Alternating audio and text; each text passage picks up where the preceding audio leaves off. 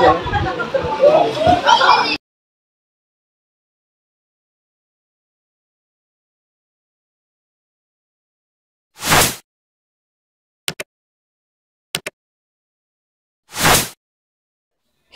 and welcome guys. Ayan, samahan niyo ulit ako sa isa na naman panibagong vlog.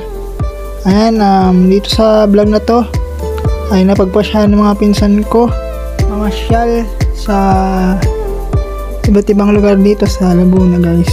Malapit lang naman yung pinuntahan nila, o malalapit lang naman yung mga pinuntahan nila guys. Eto nga't nag-enjoy pa yung isa nating pinsan. Ang kulit, talagang sumsulit niya yung bakasyon niya guys. Hindi siya nagpatalo. Ayan, ang ganda ng view dito guys. Makikita nyo ang ganda ng view dito. Ayan, namasyal sila. Mga bandang hapon guys, ayan, umalis sila. Gusto nila akong isama kaso alam nyo na guys, alam nyo na yung reason kung bakit ayoko sumama. Mga bandang hapon na sila umalis guys, yung hindi na ganong mainit. Ayan, para hindi sila magpawisan. Itong isang pinsan ko lang ang napagtripan nilang videohan So ayan, nagmamaganda na naman yung aking isang pinsan na medyo makulit, medyo kalog. So ayan, nagbadminton pala sila nung kinaumagahan bago sila umalis. Ang ganda ng view dito sa tinambayan nila. Ang sarap ng hangin, presko, maliwalas. Ayan yung isa ko pang pinsan.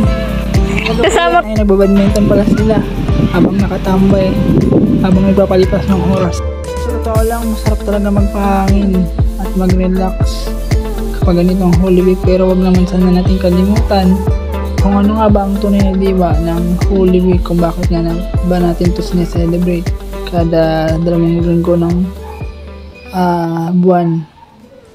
So ito ay para alalahanin ang sakripisyo ng Panginoon, ng kanyang pagtubos sa ating mga kasalanan. Ikaw na talaga ang kalendar ng taon.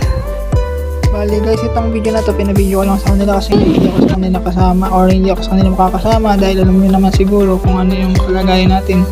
Kaya yun, para may pang-upload tayo, sinabihan ko na lang sila na i-video na lang nila yung lahat ng activities nila ngayon para ayan, meron akong upload. At the same time, meron din silang memories dito. Pasensya na guys kung maingay guys, may mga naglalaro kasi.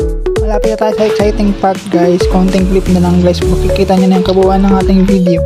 Ayan na, charot. Hindi pa yan, malapit na. Sige, lakad lang ng lumakad para ma-exercise ang ating mga paa.